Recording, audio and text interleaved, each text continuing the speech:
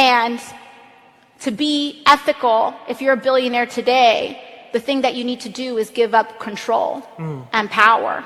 So I don't want your money as much as we want your power. The people, not me. That's going to get cut and clipped.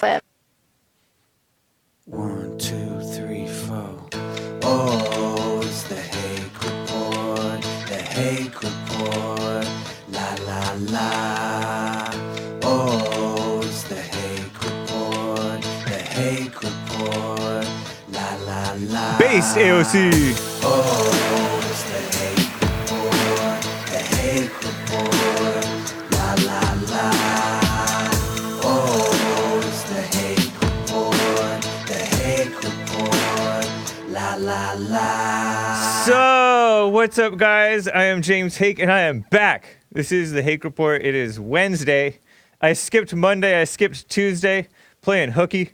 Yes, I was playing hooky for the Hake Report. My last show was on Sunday, and Sunday I was on my channels.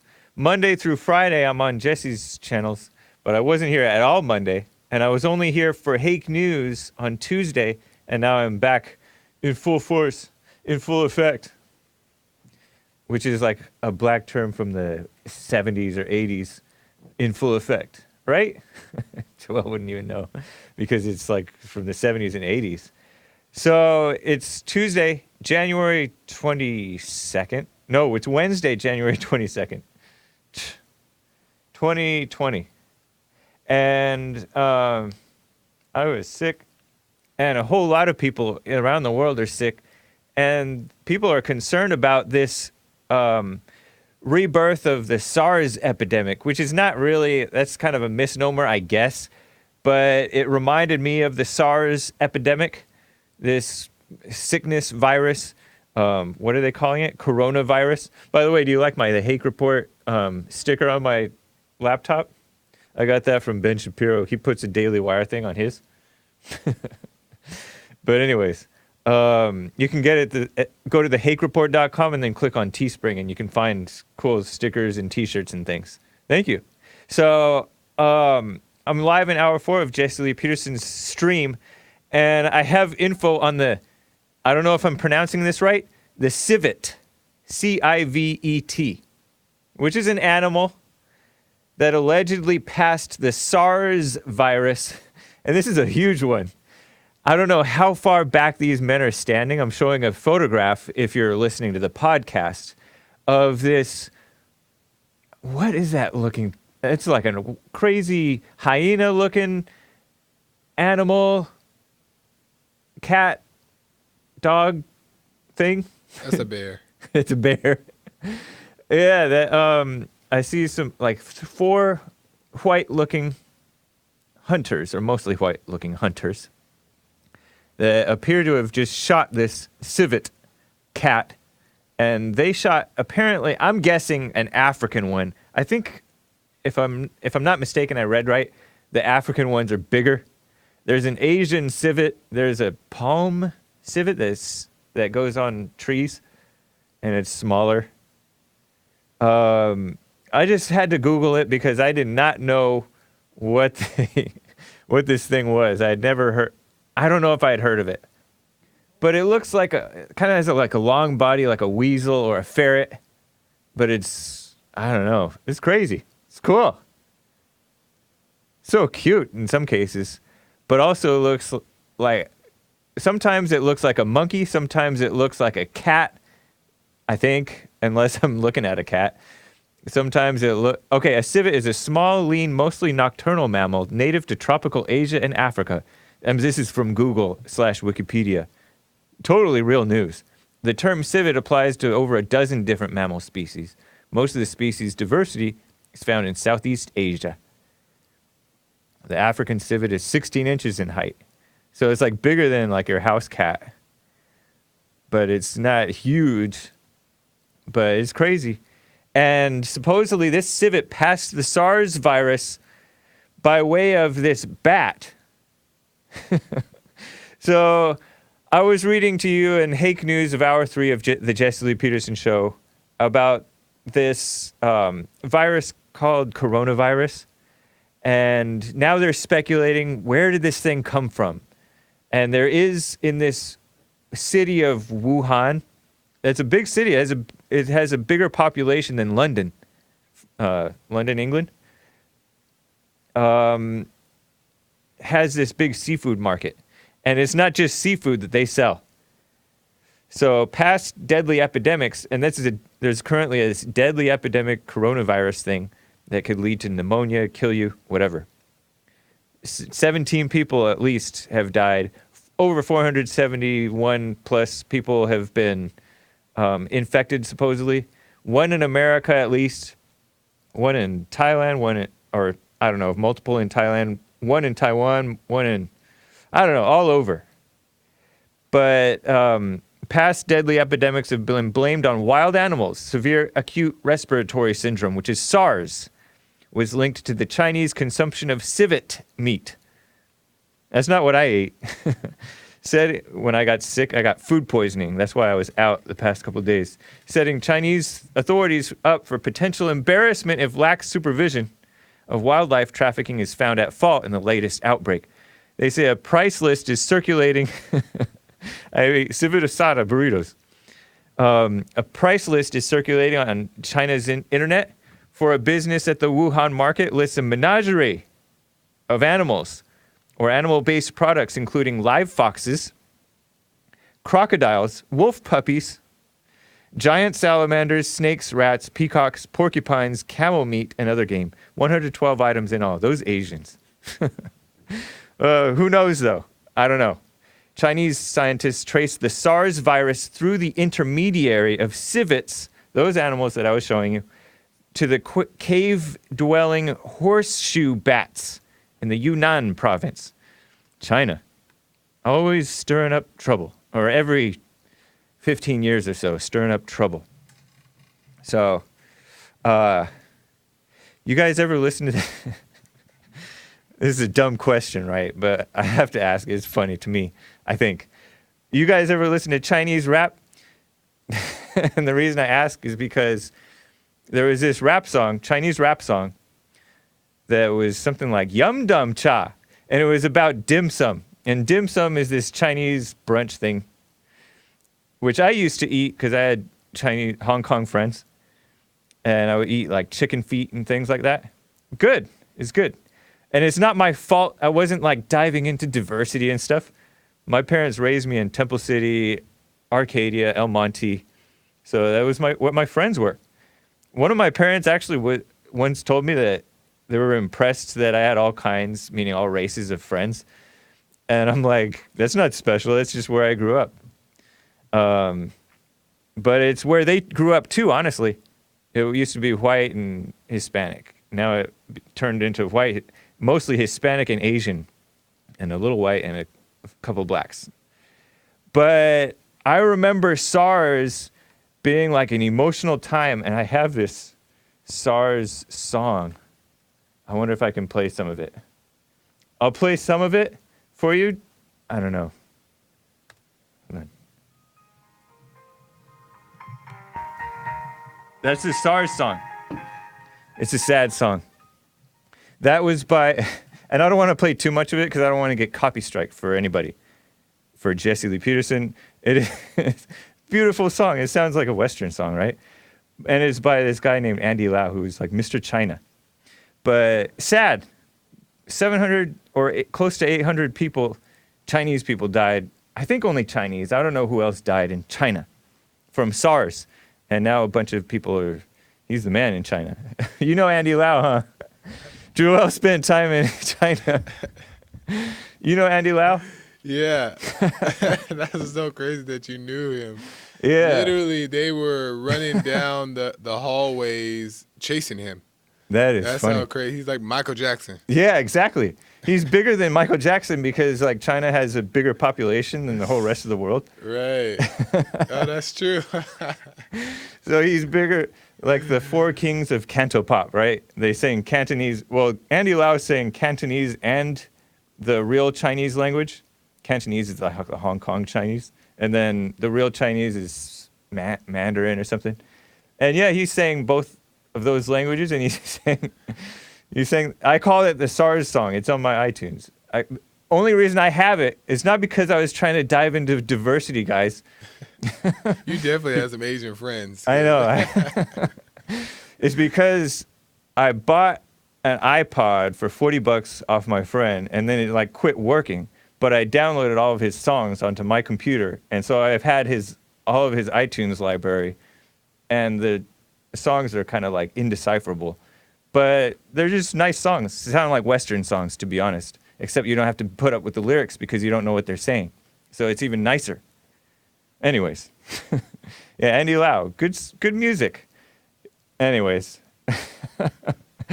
I got sick, and this place I got sick from, I'm going to tell you guys because I feel I want to do a public service for anybody in LA and I don't want to bury the business, but it was from El Cartel Burritos. El Cartel, right next to El Rey Theater. We used to call it the El Rey Theater, which is kind of redundant. El Rey means the king. Theater, which I used to go to watch concerts, and no, they were not Chinese concerts. They were just independent music concerts, whatever. And so I did get a full refund. I was like, I feel kind of hungry. So I ordered along with a friend these burritos. They got positive reviews generally. Some said, it's a little bland. But it wasn't really bland. It just wasn't that spicy. And it tasted good, and they were like it was almost like a chimichanga, not exactly, but you could tell that they put the tortilla on the grill for a little bit because the tortilla was a little bit crispy. But I don't want to like remember too much because I don't want to like make myself want to throw up. Nick must be Googling it, El Cartel burritos. But yeah, and I specifically looked on Yelp and everywhere because I'm like, I feel like something new. And it was like 10 to 20 minutes delivery.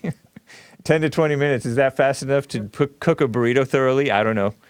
But yeah, it was nothing crazy. No crazy. I got sick from this place. Don't eat it. Normally they tell you don't eat from the street side.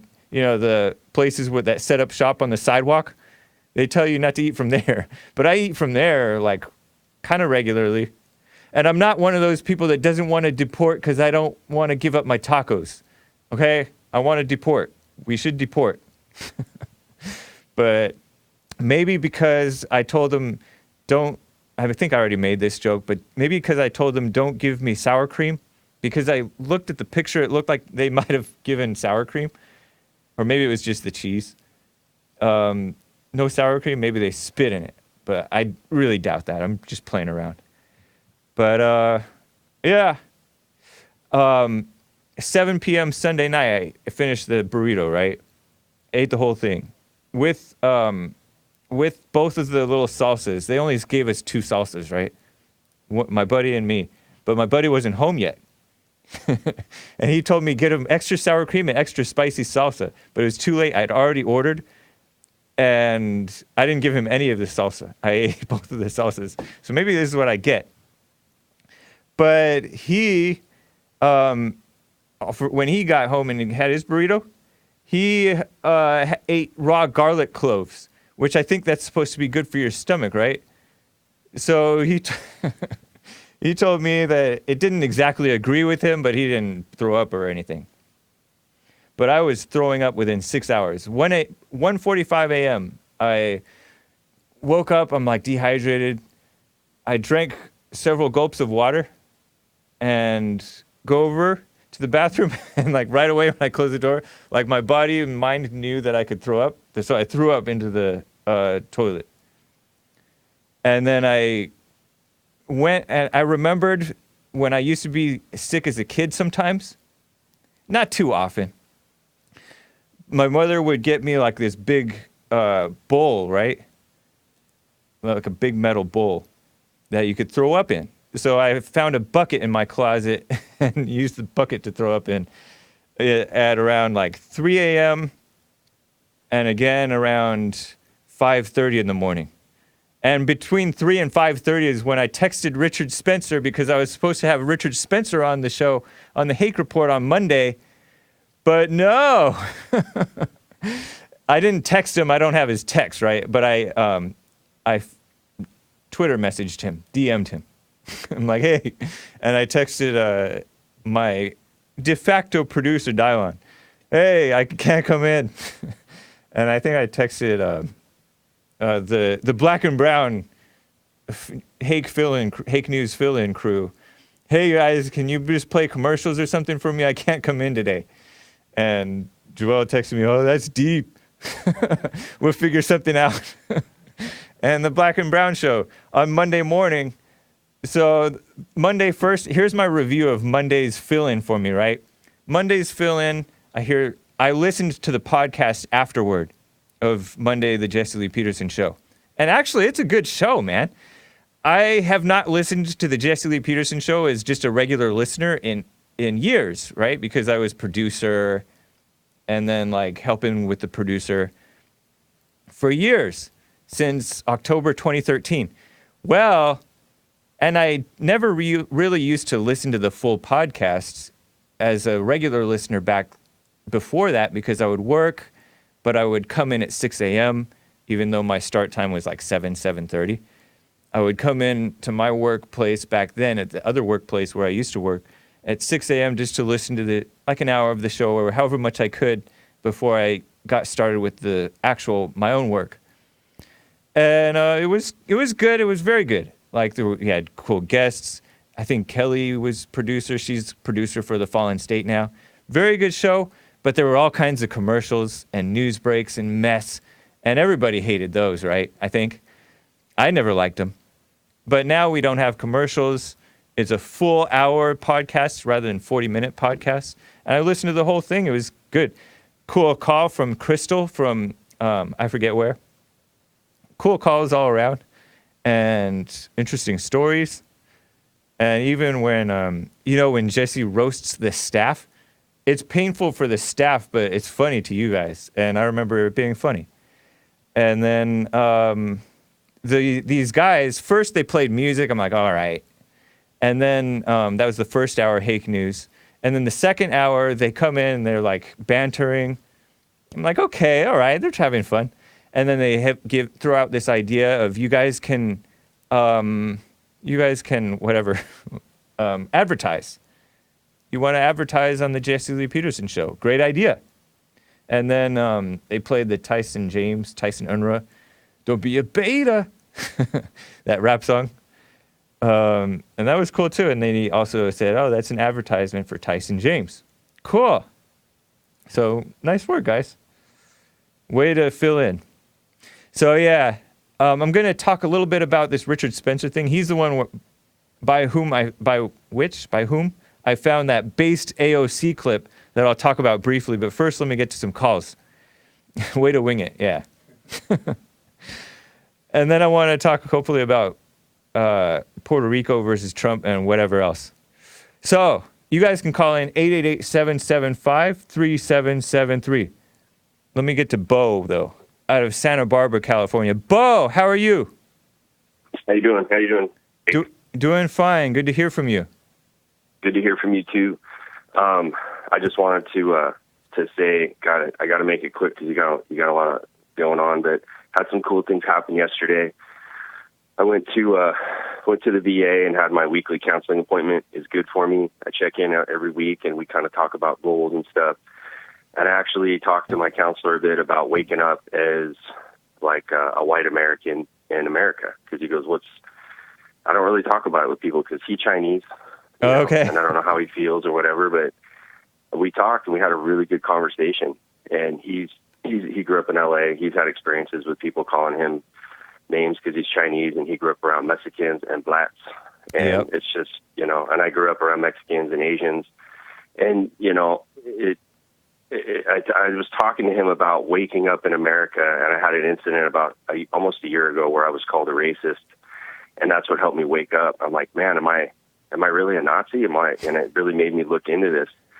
And I was just like, I've looked at Adolf Hitler speeches. I'm definitely not a Nazi. Sorry about that. So it's just like waking up in America, feeling the agitation and the hatred, and then actually when you listen to someone like Jesse talk, you're putting like intellect behind your emotions. So you're like, okay, I'm not a racist, but there are things going on, and I do have to watch myself.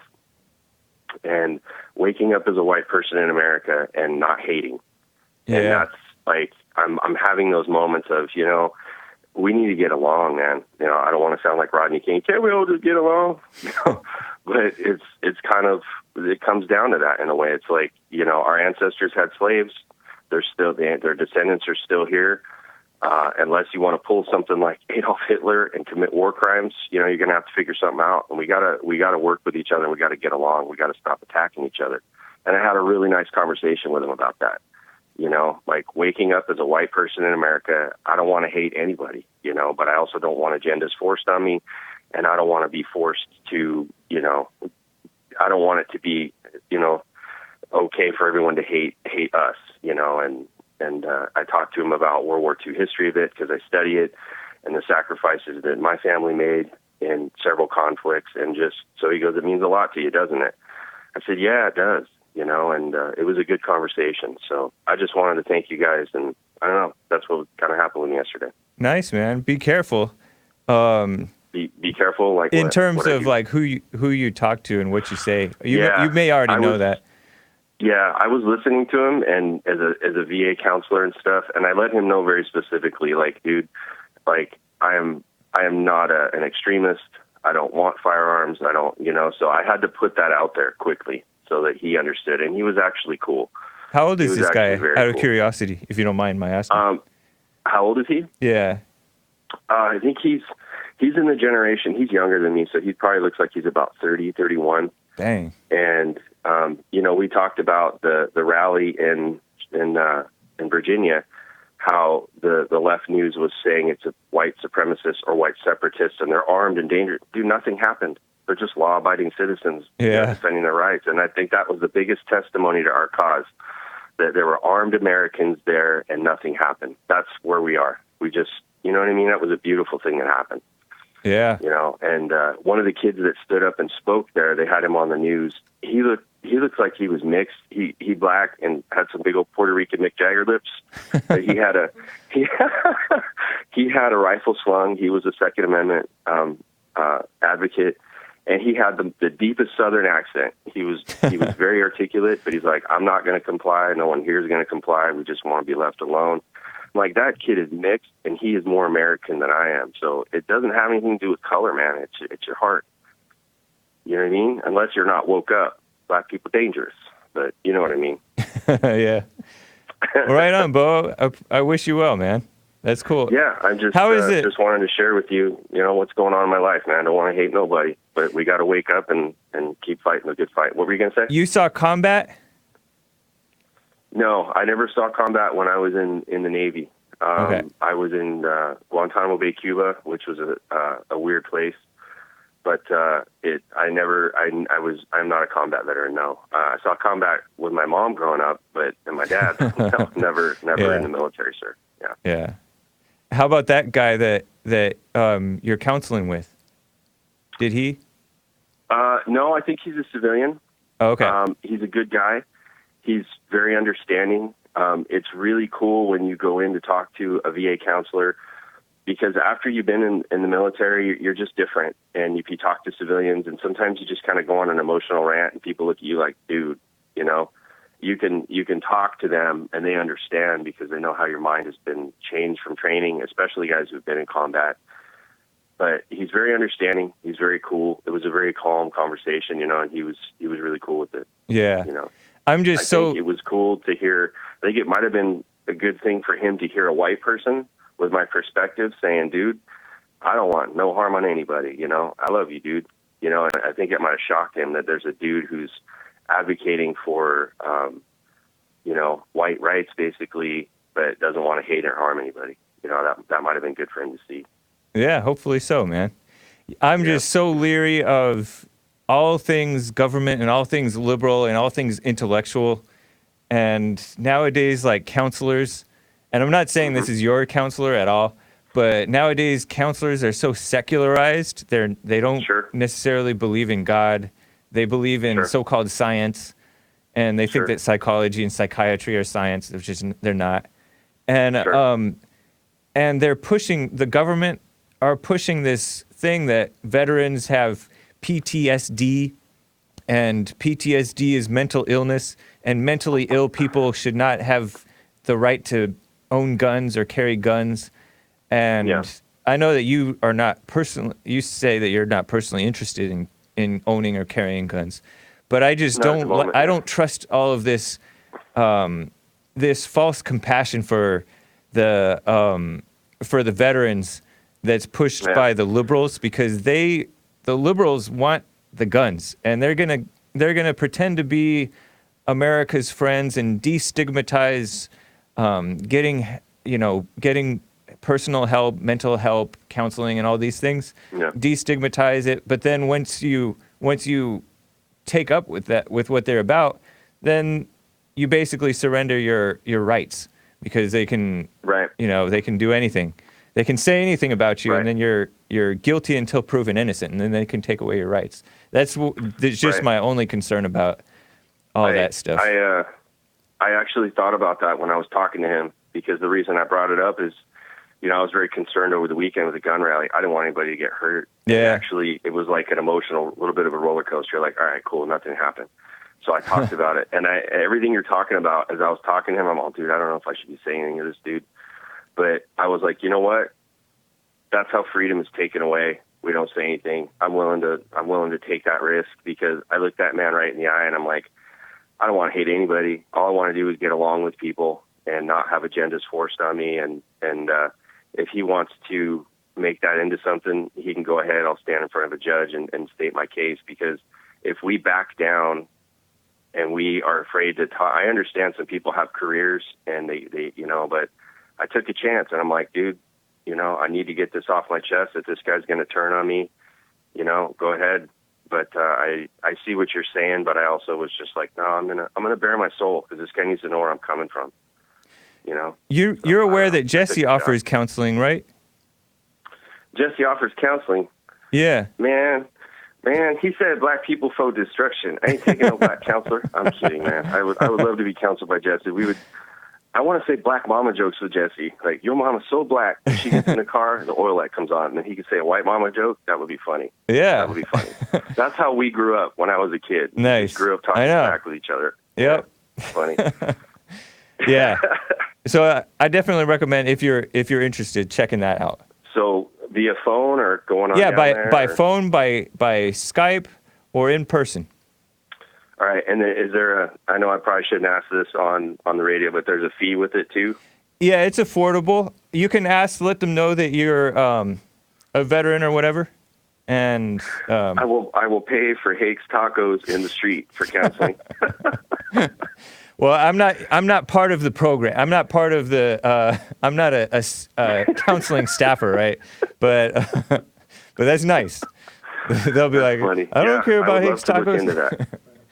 I would love to look into that, because it's definitely. I realized that the things coming out of his mouth, he's told to say, and he was probably a liberal, but it sure felt good to be able to speak it to someone who I knew was liberal, but we could just have a discussion.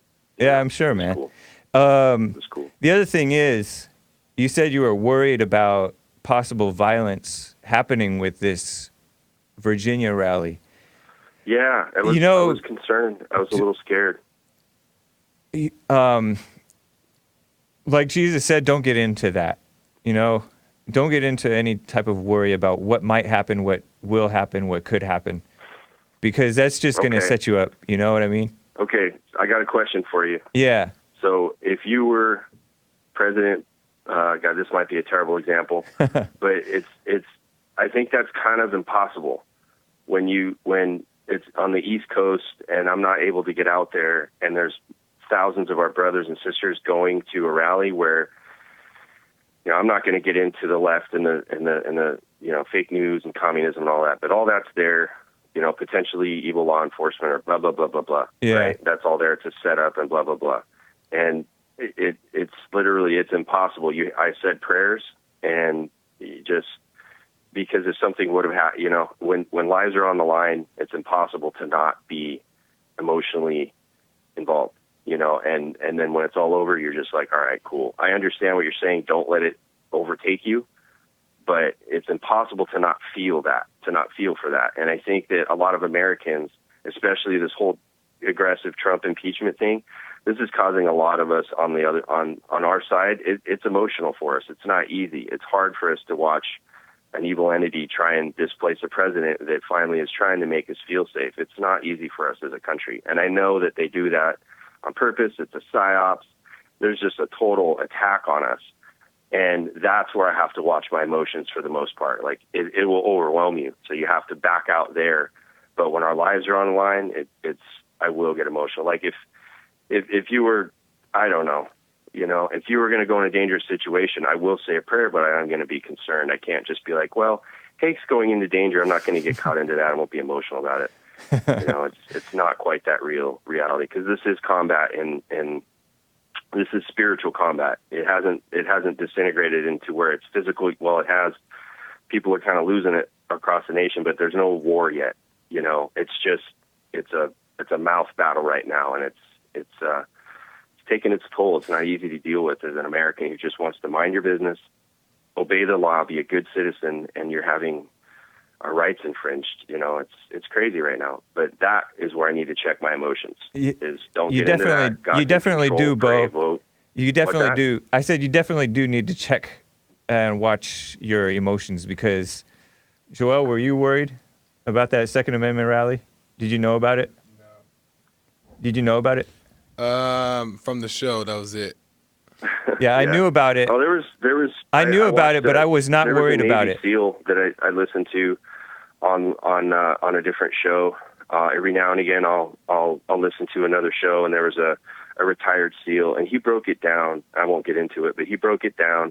He was concerned, but he was cool. Yeah, but the point is, Beau, man. The point is, Beau, is worries. I mean, it's a commandment. Do not worry. Jesus said it. Right. It's in the Bible. It's a fact. Okay. But definitely talk with Jesse if you're able to. Okay. Yeah. Yeah, because I'll be honest with you, it's hard managing your emotions through all this. But when you talk to Jesse or talk to you, I feel like I have to say, "Oh, I don't feel anything." I'm No, logical. you don't have to pretend. It is a very emotional thing, and I think if anybody out here says it's not emotional, they're fucking lying. Just like, sorry about my language, but just like Mike Tyson, when he's like, when you're about to get into a fight, if you're not scared, if you say you're not scared, you're lying. So, yeah, I agree with you. I mean, I respect you as a fighter. I know you're like a boxer, and I know you're very informed. I'm 48 years old, and I used to try and be a tough guy. I know you're informed as to what's going on, maybe even more so than me, but still, it's not an excuse to worry. So I'm just telling you it's the Christian thing, Absolutely. Yeah. Yeah. And I'm not saying I'm perfect. I'm just like you. I'm just like the rest of you guys. You don't ever get worried about this? You don't ever go like, dang, are we going to see a civil war? Or no, I haven't. I've never Wow. worried about a civil war. I got other issues maybe, but a civil war is not one worry. Like eating street tacos in LA? Yeah, I got more immediate issues that I got to handle. All right, Beau. I appreciate it, man. Yeah, thank you, man. I appreciate it very much. Thank you for your correction. Yeah, thank you for the call. Appreciate that. All right, bud. I'll talk to you guys later. Take care. So, how'd you guys like that SARS song? Nice, beautiful piano music. And then, like, however many hundreds of Chinese people died, and he's made that song for them. And speaking of a sad song, did you guys mention, Joel, were you paying attention? Because I wasn't. I was answering phones for Nick. When that rapper guy, Toby Mac, it came out that his son, who died in October, had taken like fentanyl and other drugs, a couple of drugs. Did you know that he wrote a song for him that came out just recently called 21 Years? That the son wrote a song for the father? No, the father wrote a song for the son post-mortem after he died. Oh, after he died, no. Yeah, he wrote a song called 21 Years because his son died at 21 years old. So, yeah, speaking of musicians that write music for people that after they died to feel nice for them. I don't know. It's like, I don't know, man. They started also, another point about that, I don't know. He and his wife, Amanda or something like that, she's Jamaican, I think, started a foundation in their son's name, Truett, whatever, to help kids financially, young people financially, pursue their music dreams. And so it's supposedly something that he thinks that his son would have wanted. I don't know. It seems like maybe he would be better to, like, I don't know if he's privately checking himself, wondering, like, what he could have done wrong that his son was taking drugs. Is that a drug problem? Came out that he had a drug problem, right? Right. So I don't know. But the son was 21. That means that he was born in 99, something like that. So it was after I was listening to him, because I had stopped listening to DC Talk, which was the Christian rap band. I actually got that from my sister. My sister listened to DC Talk before me, and my older sister, and then I started listening to DC Talk a little bit. They had that song Jesus Freak. They had New Thing. Anyways, but turns out a bunch of these Christian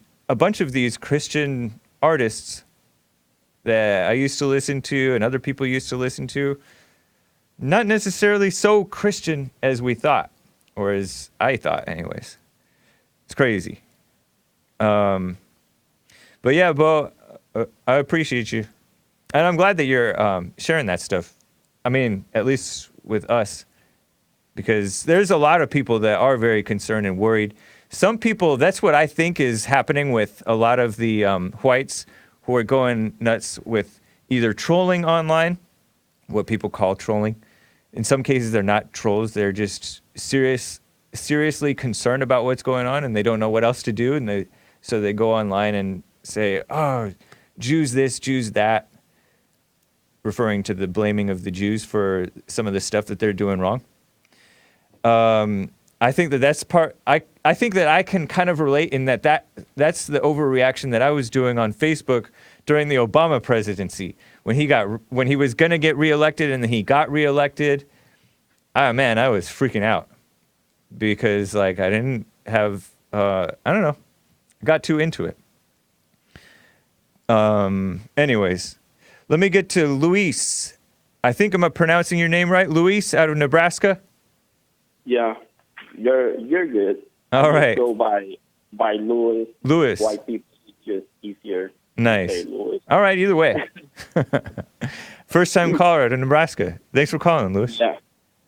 I mean, thank you for getting the call. I'm a fan, and I like to listen to the, Jesse show and then to your show like all morning. Appreciate that. And I wanted to comment about the Puerto Rico situation because I'm a Puerto Rican that just moved here like 2 years ago. Okay. After Hurricane Maria. Yeah.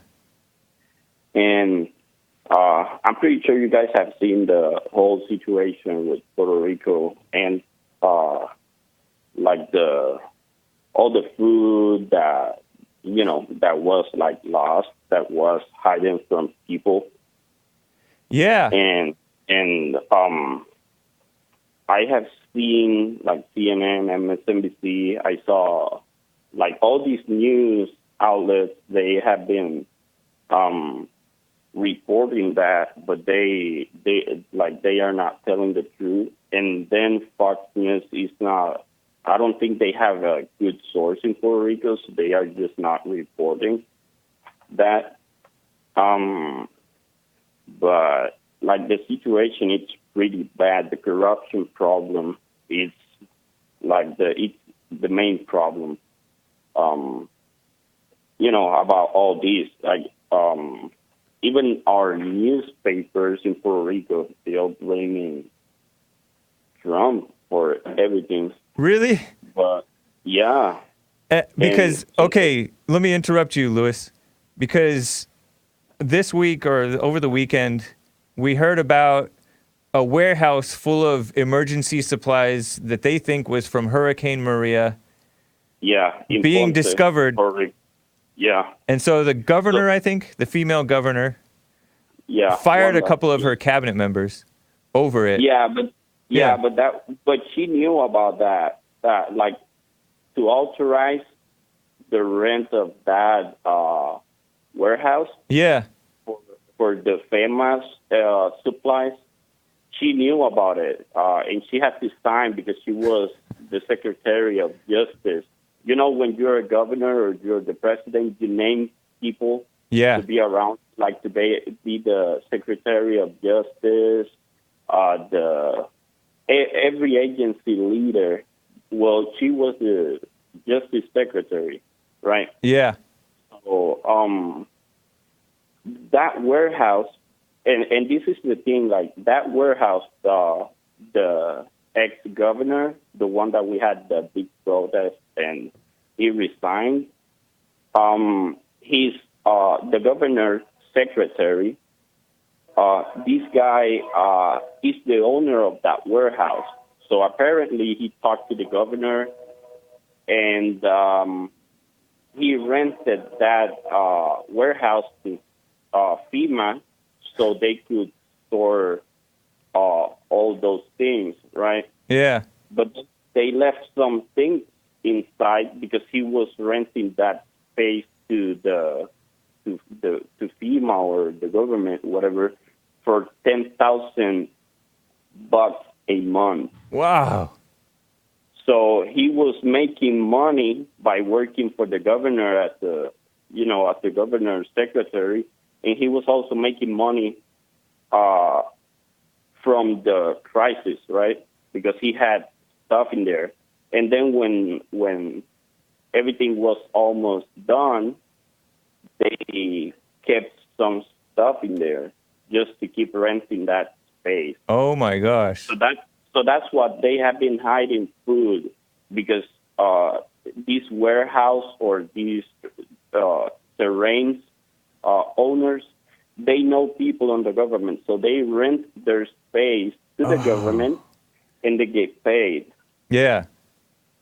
And that's how they are just, they just keep living their life, making money out of the crisis.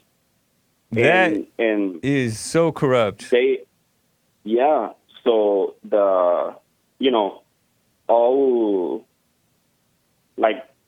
that's what they do, like, all the time. And it's not with this, it's not the Hurricane Maria crisis. They have been happening for so long since I was a kid. And the problem you have, and I've been thinking about it, like, after I came here to U.S. and I started to see politics with, more open-minded and open to learn new things. Yeah. And I realized why we have all this corruption. And this comes from the 50s, right? When Cuba had the revolution and we had our first governor. We have like three historic main parties, right? Okay. One goes by the color red, one goes by the color blue, and one goes by the color green. All right. And so they, you have these people that go by the color red, and they are the Partido Popular Democrático, which means Popular Democratic Party, right? So popular politics destroy like every country. Like popular politics are socialist politics, right? Yeah. So we have been switching between two of those parties, that red party and the blue party, which is Partido Nuevo Progresista, which means New Progressive Party. Doesn't sound much better. Or any better. Yeah. So when you have the word progressive, Yep. you are just, you will have a mess. So we have been switching since the 50s between those parties for governor and mayors and like all people on the Senate, and That is that's crazy. why I think that's why we have that problem, because we don't have like true conservative people on the in Puerto Rico. We're just a mess. Like California, we have a lot of homeless people, a lot of addiction. Yeah. Good point. And it's just a mess, right? You know what? When I heard about that warehouse, I was thinking, oh, they just lost track of it. They're disorganized. They're inept. They're incompetent. But it didn't occur to me, and I know that incompetence is like almost the same thing. It's basically the same thing as corruption. It's evidence of corruption, of individual corruption at least. But what you're describing, that's outright corruption. They're just making money off of it. That is evil. And then like we have as I said, we have been switching between those parties, right? So we have nationalized companies, like the thing that Bernie Sanders and AOC want to do. Right. Give I'm quoting power to the people, right? Yep. So we like our electricity company and the water company, the water you get on your house. Yeah. You have to pay for that. It's just one in the whole island. One for the electricity and another company for the water. So whatever they do, no matter if they steal money, whatever happens, they just increase the service price. Like for years, the electricity and the water costs have been increasing. They just put any price on it, and that's what you have to pay, or if not, they go to your house and they will cut the service on your house. Yeah. So that's what happened when you don't have competition. That's why private companies are better. That's why capitalism is much better, because you can have companies offering deals, and you can pick which one is the best deal for you, and the others have to compete with that one. So everybody has a choice, but we don't have a choice, because if we want electricity or water, we just have one company, and you have to pay whatever they want, whatever price they have to have the service. This stuff seems so common amongst all of like the Latin America areas. Yeah. I don't know if it's amongst all of them, but it just seems so common, like just across the board. Mexico, Central America, South America, those places, those islands in the Gulf, whatever. It's crazy. Yeah, I don't get what's up with the culture. Those cultures just get so corrupt. It's so strange to me. And they're so sympathetic to socialism and communism. It's crazy. How old are you, Luis? Yeah. I'm 25. And you came here because of Hurricane Maria? Yeah, after the hurricane, because I was, I was I'm a hard worker person, but it was pretty bad. I had my wife, I had a small daughter. She was 5 by that. She's 5 now. She was 3 by that time. Yeah. And if you don't have water and electricity, it's just hard to live. Right. And you're in the tropics, so you get a lot of mosquitoes and sickness and crazy. It was just really bad. And then there was no electricity like anywhere. Yeah. It was a black. Everything was black at night. So the criminality was increasing. People were using other people's stuff. Like there was a lot of people helping each other, Yeah. but there was a lot of people just stealing like food and the power generators and Yeah. all that from each other, which is just horrible because you have to live with that fear. Right. And if you go to work, like I had that fear that someone was going to break into my house to steal my stuff and do something to my wife or my daughter. Right. So it wasn't good at all. Well, I'm glad you got out of that. That's good. So horrible. Sounds and good. I just called my best friend, and he was living here, and he just told me, like, just buy the ticket and just come here, Yeah. and you'll live with me, you will get on your feet, and you will make a new life. And that's what I did. Like, I don't want to go back, and I want to stay here. And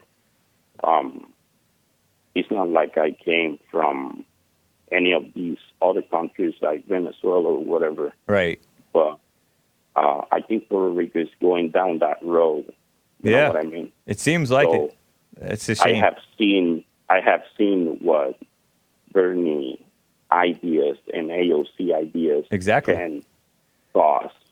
I have seen the result, and it's not good at all. Yep. And it's just scary, Yeah. And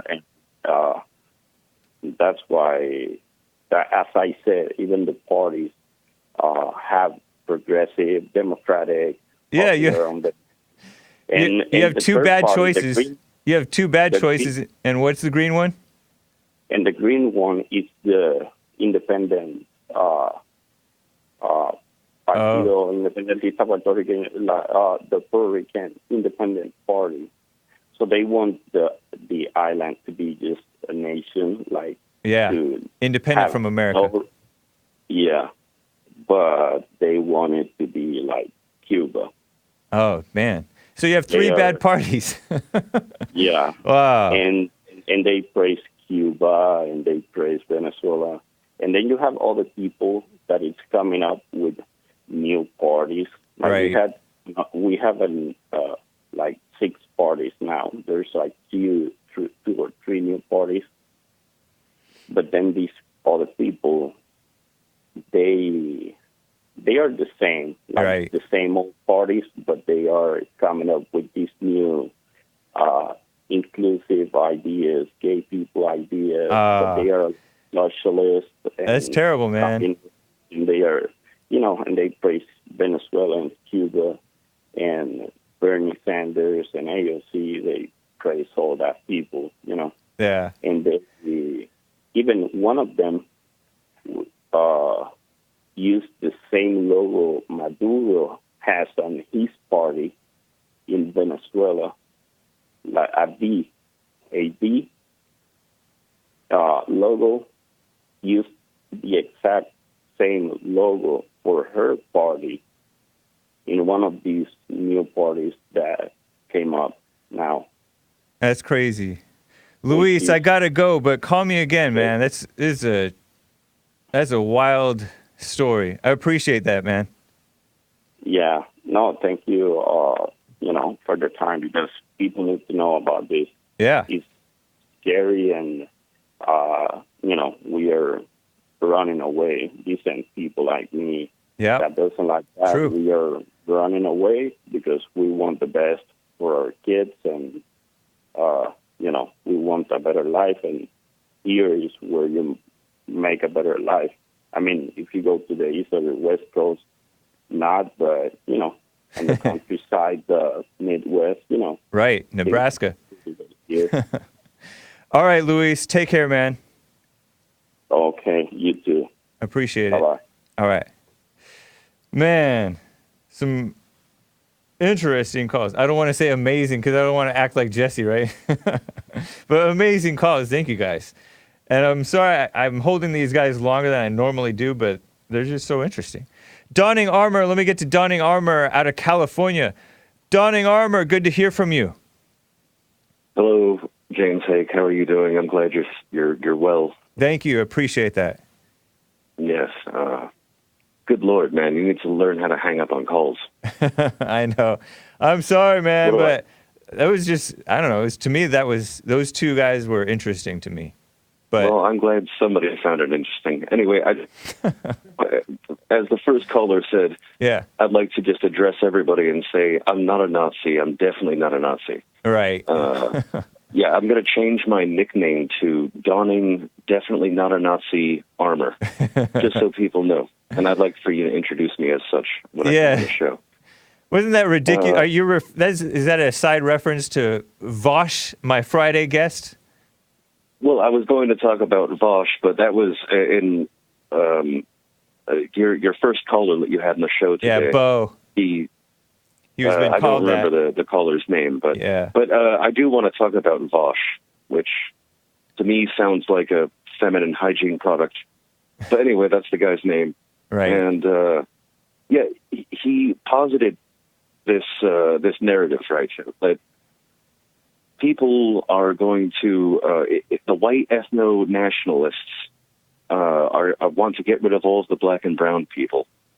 And the only way to do this, he literally said, gas chambers and eugenics, forced sterilization, something to that effect.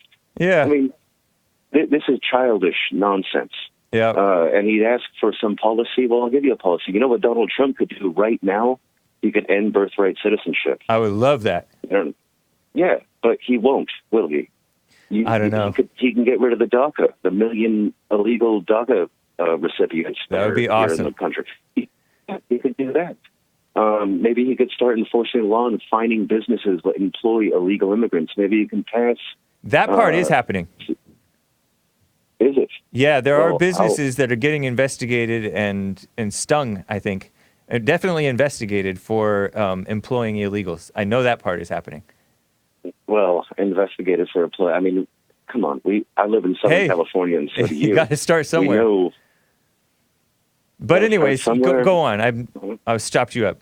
Go for it. No, well, I was just positing, they came here peacefully.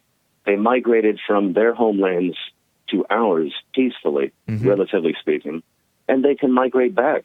We can incentivize them to go back. Yeah. And they don't even have to swim across the Rio Grande. They could take an airfare. They can take a bus ticket. Definitely. We can aid them in returning to their own countries where they belong with their own people. There's nothing racist or wrong about that. And guess what? You don't need gas chambers. You don't need eugenics. So to talk to such a childish person, I mean, I can't take somebody like that seriously when it goes to it's like the first caller talking about the Nazis. Listen, I don't have anything to apologize for. You should be grateful. You know what I mean? Like, yeah. Oh, maybe I'm rambling at this point. But even take it away. Yeah, to be honest, like the notion that I know some of the white ancestors enslaved blacks or something. Who cares? I mean, who really cares? Nobody knows what it was like. What about the white slaves? There was white slaves too. Yeah, nobody cares about them. Why should I care about black slaves? I don't care about any of them. It doesn't matter. It's ancient history. Exactly. As far as I'm concerned. Yeah, and as far as they're concerned too, they just like to hold on to it, just to be mad about something. Well, they hold on to it because they know that they can get free stuff from it. Yeah. I appreciate it, Donning Armour. Okay, I'm sorry. No worries, man. I hate to cut you off, but it's okay. I needed to get that off my chest. Yeah, I'm glad you did. And call again, Donning Armour. All right, brother. Donning, not a Nazi armor. Bye. Take care. Rick out of Hampton, 30 seconds. Go, Rick. Out of Hampton, Virginia. Rick. Okay, Rick is not actually. Hey, Rick. You have 20 seconds. Go. Yes, I got a question. The question I got, James, is, you know how everybody always saying it's between blacks and whites that the pay is not equal. But every place I ever worked at, man, people made the same. And if you qualify, for a higher pay, if you qualify and you put in this application, you work hard, you'll get the next pay grade. But you see how liberals always go around pushing this unequal pay, man. I have very good point, man. Yeah, same thing. Well, with the women, it's different because the women shouldn't even be working in the first place. We need to change the culture. Yeah. I appreciate it, Rick. Thanks, man. Take care. No problem, James. Love you. Take care, too, brother. All right. Take care, guys. That AOC thing was actually summed up pretty well, the clip that I played at the beginning where Alexandria Ocasio-Cortez was talking about we want your power. That's basically what you heard in that call from Luis from Nebraska by way of Puerto Rico. That was basically a description of what she would bring about.